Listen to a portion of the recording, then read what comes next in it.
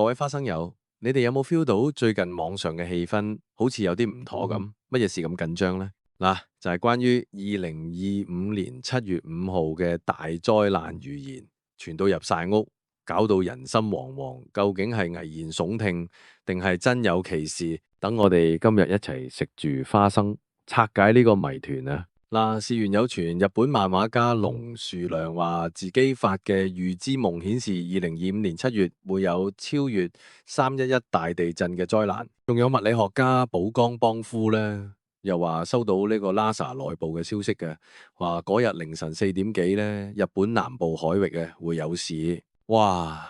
仲有陰謀論版本，話係美國政府嘅秘密計劃，但係因為大選取消咗。總之就傳到七彩，搞到唔少香港、台灣嘅朋友仔都唔敢去日本旅行啊！咁除咗佢哋兩個咧，仲有其他預言家加入戰團啦。泰國嘅預言家 Pray 就話咧，年初水災要小心，仲覺得龍樹亮嘅預言有機會成真。印度神童阿南德就話咧，2025年8月到10月咧會有大地震。保加利亞嘅盲眼婆婆爸爸萬家咧，就話2025年有一連串嘅天災，美國靈媒又話有小行星撞落大西洋，火箭船襲擊東岸，火山爆發等等。哇，聽到都覺得世界末日咁滯。嗱，講到咁恐怖，係咪真係咁樣呢？我哋要冷靜啲諗下。其實呢，好多預言都互相矛盾，而且冇乜證據支持。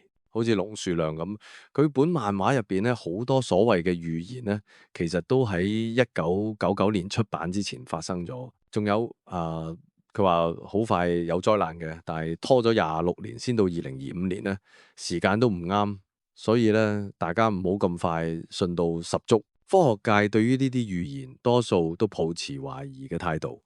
日本政府同科學家都講過啦，以目前嘅科學知識，係冇可能準確預測地震嘅日期、時間同地點嘅。美國地質調查局都話，佢哋從來冇成功預測過任何大地震。仲有所謂嘅地震雲，官方都已經否認咗，話地震同雲層係冇關係嘅。板塊構造學就話咧，大陸同海洋板塊嘅移動係好慢嘅，一年先得幾公分。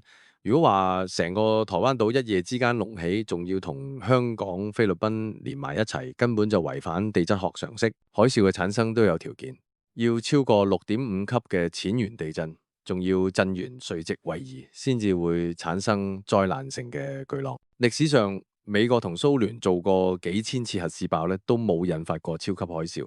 所以咧，大家唔好自己嚇自己先。好啦，講咗咁多背景資料。咁如果真係不幸遇到地震或者海嘯，我哋可以點做呢？嗱，以下呢3個步驟係國際公認嘅基本求生原則，記住啦，伏低、掩護、穩住。第一，伏低 drop 即刻掹低或者趴喺地面，雙手撐地，穩定姿勢，咁樣可以減少因為震動而跌倒受傷嘅機會。第二，掩護 cover，揾啲堅固嘅嘢，好似台或者床底。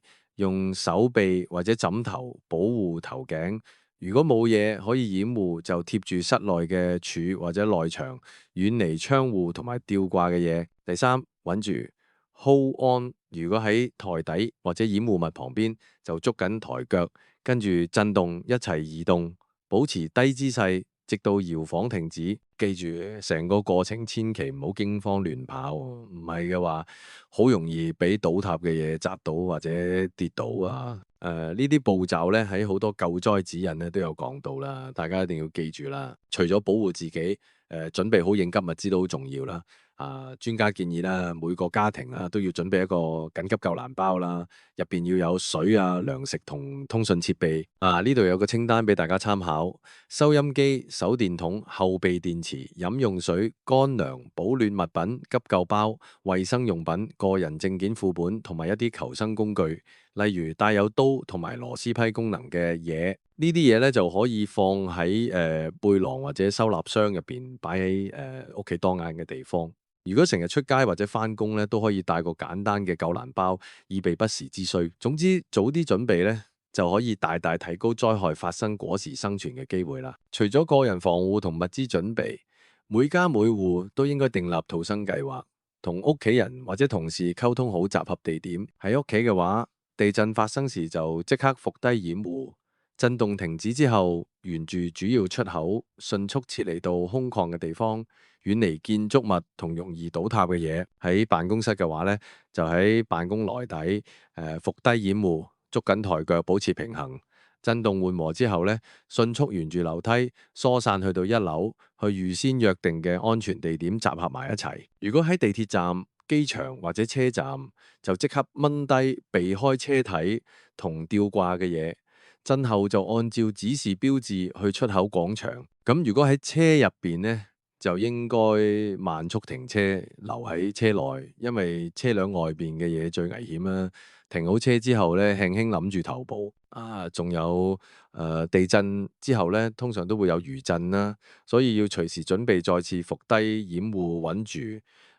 如果懷疑煤氣泄漏或者電線損壞呢，就要即刻切斷屋企嘅總煤氣同電源，遠離危險區域㗎啦。好啦，講晒呢啲基本嘅保命技巧之後呢，就要解釋翻呢，香港嘅地震風險呢，其實唔高嘅。香港天文台自1979年以嚟，只係記錄到百幾次有感地震，而且多數都唔超過烈度3級。多數都係鄰近國家發生嘅地震，好似2025年1月7號西藏發生嘅7.1級強震呢，香港呢就完全冇感覺，所以呢，大家唔使太過擔心。不過為咗安全起見啦，我哋都應該了解一下應對方式啦。遇到震動嘅時候，都係照翻之前講嘅三部曲。震後千祈唔好進入懷疑結構受損嘅大樓或者房間啦。香港嘅室內空間通常比較窄啦。地震容易令啲家私移位啦，萬一倒冧嘅話呢，好易受困嘅。所以震之前呢，將重物固定啦，當真係地震嗰時呢，迅速爬去堅固家私下邊呢，保護頭部，就係保命嘅關鍵。了解災難發生嘅科學背景，先至可以更加理性咁看待傳言。地震源於岩石圈板塊嘅應力積累同埋釋放，板塊互相擠壓碰撞或者錯動嘅時候，長期壓力最終突破阻力，形成斷層，突然釋放能量，造成地震。海嘯嘅形成就需要強烈嘅海底位移事件，好似海溝大地震啦，太空隕石撞擊，要造成毀滅性海嘯呢，就必須係極大型嘅岩石體。地磁倒轉雖然歷史發生過好多次，但係冇固定週期嘅。總之，目前嘅科學數據都支持地球冇即將到來嘅大浩劫。我哋應該更加重視可測量、可預防嘅災害準備工作。對於2025年7月嘅各種末日預言，專家再三強調，與其驚惶失措，不如冷靜分析，做好準備。面對天災，我哋冇辦法控制大自然，但係可以控制嘅係我哋嘅態度同應變能力。